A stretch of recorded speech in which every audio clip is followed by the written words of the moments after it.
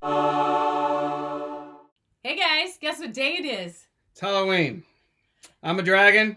And I'm a unicorn. Yeah, and we actually It's our personality. Yeah, it is. We actually represent two types of people that are in your group, probably, and we want to talk about it. So I'm a dragon. You sound like a dragon. And right now. I breathe fire sometimes. Yeah, you do. And I am scaly and defensive, and my arms are crossed.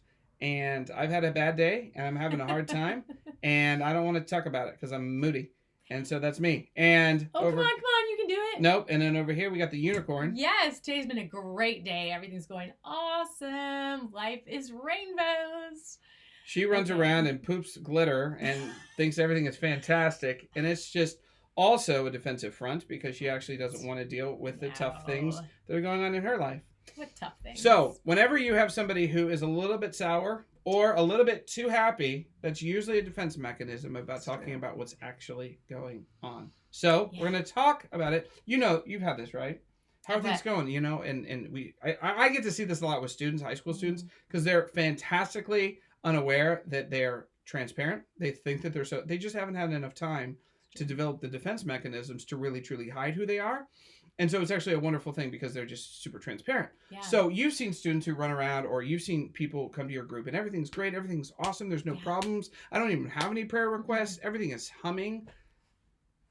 Really? Yeah. Like, I mean, that might be okay for a season, but... Or one time that you're meeting together. But every time? Yeah. And it could indicate that the unicorn is actually not really willing to go deep or to share or to even address or acknowledge that things are tough. Yeah. So it's such a beautiful thing when you can get a unicorn to open up and to actually go deeper. And so one of the ways that we think about doing this in a large group environment in our life groups is through maybe starting off your evening or whenever you meet by talking about what was a high this week and what was a low this week. Yeah. Because the dragon and the unicorn want to go one way or the other, but this allows them to be able to have to kind of dig a little deeper and give both. Yeah. So, and what's going to happen is a unicorn's going to avoid the low. Yeah. You're going to see it. They're going to just skip on the top of the surface like a skipping rock on a smooth pond. They just don't want to go deep. And the second they hit an uncomfortable emotion, they're going to want to get off of it. Yeah. And that's just a protective mechanism. And so sometimes the one-on-one, and I have students like this. They're always they're unbelievably social, but then you get them alone and you say, "Hey, listen, how are things going?" And if you start asking, actual questions to get into the heart of things, it's really painful, and they just don't even know how to deal with it. So they pretend. The other thing that unicorns actually can secretly believe is if they bring up something that's painful or difficult, that they're letting down the group, and that people don't actually care about them. So one of the things you can say to a unicorn is, "Hey, listen, I actually really, truly do want to know what's going on in your life." That's a great suggestion. So that's really important. Yeah. But dragons are a little bit different. Dragons are the sourpuss. They're a little bit angry. They're a little defensive. Yeah. And they don't want to share because life is hard and it's just affecting them. So. Or all they do share is where life is hard and negative. And so helping them to have a different perspective and hopefully a God-focused and centered where there is hope and it's not all darkness is a good thing. So when my students come in and they're a little bit sour and they're not as chipper as normal, it's usually an indication that something is actually really maybe wrong. And so a lot of times I'll come with the students and say, "Hey, how was your week?" And they'll say, "Okay." And then I say this, scale of 1 to 10, how bad was it? Or scale of 1 to 10 right now, how hard is your life? What's going on? How hard are things?